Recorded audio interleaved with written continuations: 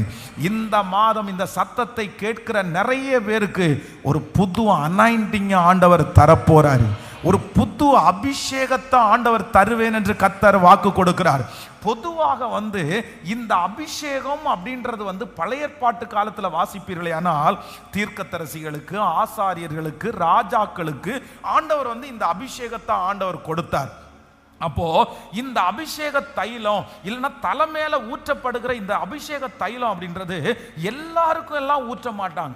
முழங்கால் படியிட்டு இருக்கிற 10 பேர், ஈசாயினுடைய வீட்டில் 5 பேர் இருக்கிறாங்கன்னா 5 பேர் முழங்கால் படியிடும் போது 5 பேருக்கும் அந்த ஆயில ஊத்தல, அந்த புது எண்ணெயினால் அபிஷேகம் பண்ணப்படலை. அங்க இருக்கிறதுல யாராவது ஒருத்தருக்கு தான் அது கிடைக்கும். அப்படின்னா அது செலக்டட், அது தனியாக வேறு பிரிக்கப்பட்ட ஒரு பிள்ளைக்கு தான் அந்த அபிஷேகம் கிடைக்கும். அப்போ ஆண்டவர் இந்த மாதம் நமக்கு வாக்கு கொடுக்கிறாரு, நான் உன்னை புது எண்ணெயினால் அபிஷேகம் பண்ணுவேன். அப்ப நான் என்ன நம்புறேன்னா, கர்த்தர் உங்க குடும்பத்திலிருந்து இந்த மாதம் உங்களை கர்த்தர் வேறு பிரிக்கிறார். உங்க சொந்தத்திலிருந்து ஆண்டவர் உங்களை தனியா வேறு பிரிக்கிறார்.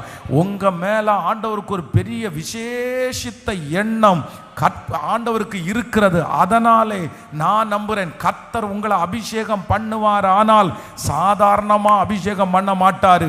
நீங்கள் வேறு பிரிக்கப்பட்டவர்களாய் இருக்கிறதுனால தான் அவருடைய அபிஷேக தைலத்தை இந்த மாதம் கர்த்தர் ஊற்ற போறாரு. நீங்கள் படிக்கிற இடத்துல இந்த மாதம் வேறு பிரிக்கப்பட போகிறீர்கள். வேலை செய்கிற இடத்துல கர்த்தர் இந்த மாதம் உங்களை வேறு பிரிக்க போகிறார். கர்த்தர் சொல்லுகிறார், நான் உன்னை புது எண்ணெயினால் அபிஷேகம் பண்ணுகிறவர். ஹல்லேலூயா. அப்போ நல்லா கவனிச்சுக்குங்க, இந்த இடத்துல புது எண்ணெய். அப்போ புது எண்ணெய்னு நம்ம வாசிச்சோம் அப்படின்னு சொன்னா பழைய எண்ணெய்னு ஒண்ணு இருக்குன்னு அர்த்தம். அதனாலதான் புது